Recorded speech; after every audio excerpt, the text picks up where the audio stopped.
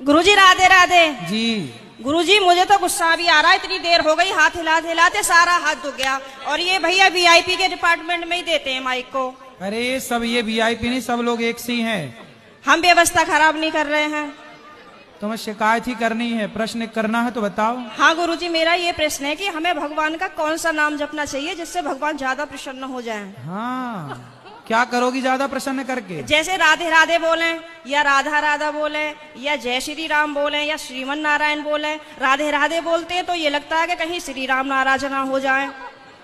श्री राम बोलते हैं तो कहीं ऐसा लगता है कि कृष्ण कन्हैया नाराज ना हो जाए। अब करें तो करें क्या, हमें तो सारे भगवान के नाम भी नहीं पता।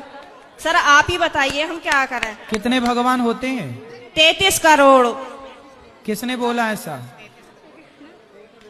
ऐसा ही बोला है कि 33 करोड़ देवी देवता होते हैं। कौन बोल रहा था ऐसे?